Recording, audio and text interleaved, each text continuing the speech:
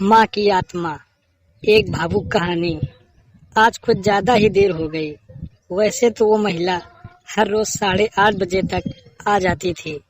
आज 9:30 बजने को आए, फिर भी नहीं आई। बिना उसके आए दुकान बंद भी तो नहीं कर सकता। उसे वचन जो दिया है। क्या नाम था उसका?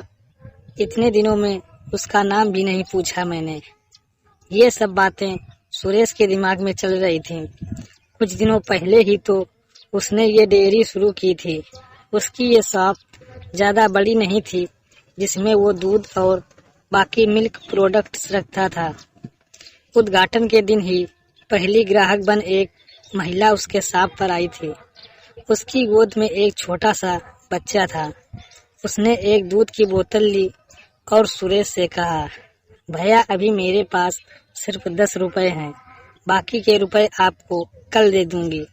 सुरेश ने एक बार उसकी तरफ देखा। गरीब थी बेचारी। पुरानी मैली साड़ी को कई जगह रफ किया हुआ था। माथे से पसीने की बूंदें बह रही थीं। फिर उसकी नजर उस मासूम बच्चे पर गई, जिसके मैले चेहरे पर एक मुस्कान थी और 2 दांत उसकी मुस्कान को 4 चांद लगा रहे थे। सुरेश ने उस महिला की तरफ देखा और बोला, कोई बात नहीं, आप मुझे बाद में पैसे दे देना। महिला ने सुरेश की तरफ देखा और बोली, भैया मैं जरूर आपको कल पैसे दे दूंगी। यहीं पास में ही उस दूसरी गली में रहती हूँ। सुरेश मुस्कुराते हुए बोला, कोई बात नहीं, कल पैसे ना हो तो भी चलेगा, जब आपके पास हो तब दे देना। फिर वह महिला वहां से चली गई। अगले दिन वह महिला पैसे लेकर डेयरी पर आई और सुरेश को पैसे देने लगी। सुरेश ने कहा, कल आपने मेरी बोहनी की थी और कल मुझे 2000 रुपए का फायदा हुआ था। आप मेरे लिए बहुत लकी साबित हुई, इसलिए अब यह पैसे मैं नहीं ले सकता। सुरेश की इस बात से उस महिला को बहुत ज्यादा खुशी हुई, क्योंकि इतने सालों बाद किसी ने पहली बार उसको लकी कहा था। वरना पति के मौत के बाद तो उसके ससुराल वालों ने उसे पनौती कहकर घर से ही निकाल दिया था। भैया रात को कितने बजे तक आपकी ये दुकान खुली रहती है? महिला ने सुरेश से पूछा। उसने कहा, 8 बजे बंद कर देता हूँ। सुरेश का जवाब सुनकर महिला का चेहरा उदास हो गया। सुरेश को यह समझते देर नहीं लगी। उसने पूछा, कोई समस्या है बहन? वह बोली, अपना और अपने बच्चे का पेट पालने के लिए मैं 2 घरों में झाड़ू बर्तन का काम करती हूँ। यह सब काम करते रात को 8:30 बजे घर लौट पाती हूँ। तब तक यहाँ आसपास की सभी दुकानें बंद हो जाती हैं और लाचारी से मुझे अपने बच्चे को भूखे पेट ही बहला फुसला कर सुलाना पड़ता है। वह बोल नहीं सकता ना, उसी का फायदा उठाती हूँ। यह कहते हुए उस महिला का गला भराया। महिला की बातें सुनकर सुरेश को बहुत बुरा लगा। वह बोला, आप चिंता मत कीजिए, आज से बिना आपको दूध की बोतल दिए यह दुकान बंद नहीं होगी, लेकिन मेरी एक शर्त है। अपने आंसू पोंछते हुए महिला ने सुरेश की ओर देखा और पूछा, क्या शर्त है? सुरेश बोला, आप मुझे दूध के पैसे नहीं देंगी। यह सुनकर उस महिला की आंखें फिर छलक गईं, लेकिन इस बार आंसू दुख के नहीं खुशी के थे।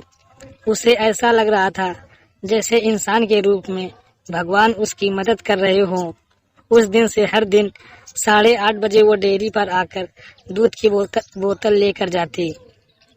5 महीने बीत गए और धीरे धीरे महिला बीमार होने लगी। ज्यादा काम और चिंता की वजह से उसका शरीर दिन प्रतिदिन सूखता जा रहा था। ऐसे ही एक दिन सुरेश अपने दुकान का सारा काम खत्म कर उस महिला के आने का इंतजार कर रहा था। 9:30 बजे वो महिला आई। आज उसका चेहरा कुछ ज्यादा ही बेजान नजर आ रहा था।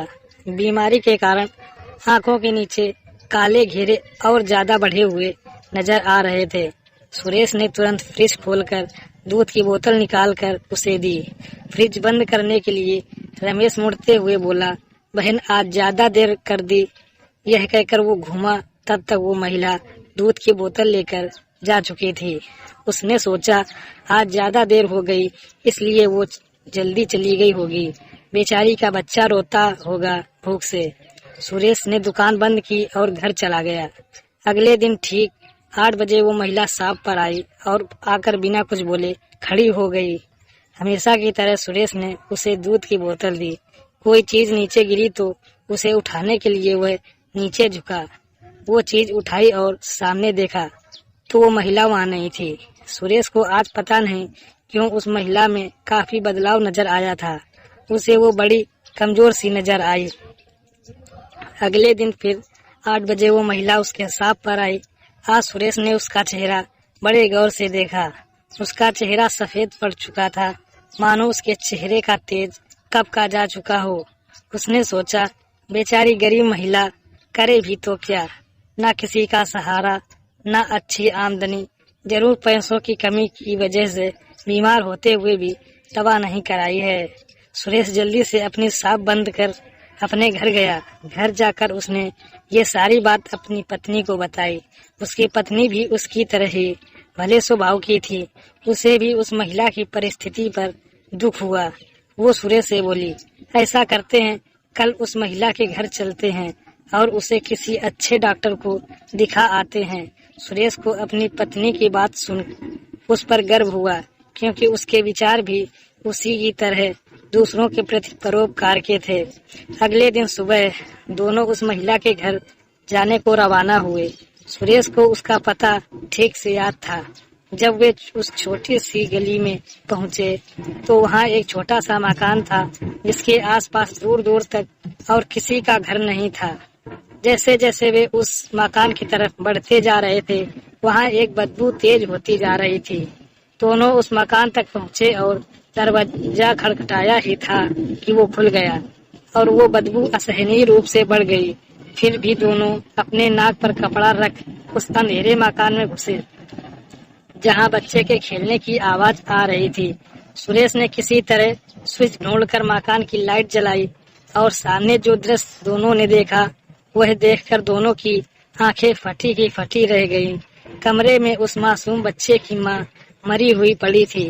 उसे देखकर लग रहा था कि वह 3-4 दिन पहले ही अपना देह त्याग चुकी है, क्योंकि धीरे धीरे उसका शरीर सड़ने लगा था। निर्जीव पड़े उस शरीर की आंखें देखकर लग रहा था जैसे रो रो कर सूख चुकी हों। निर्जीव होते हुए भी उस महिला की आंखें अपने बेटे को ही निहार रही थी। उसका बच्चा भी अपनी माँ की आंखों में देखकर खेल रहा था, जैसे उसे लग रहा हो कि माँ उसके साथ खेल रही है और उसका पूरा ध्यान उसी पर है। वहीं पास में ही दूध की 3-4 खाली बोतलें पड़ी थी। यह देखकर सुरेश के रोंगटे खड़े हो गए। सुरेश को अभी भी विश्वास नहीं हो रहा था कि एक मरी हुई माँ अपने बच्चे के लिए उसके पास से दूध लेकर जाती थी। सुरेश और उसकी बीवी ने उस महिला का विधिवत अंतिम संस्कार किया और उस बच्चे को गोद ले लिया। रमेश को अपनी पूरी जिंदगी ये ध्यान रहा कि उस बच्चे की माँ अभी भी उसके साथ है और उस पर नजर रखे हुए है।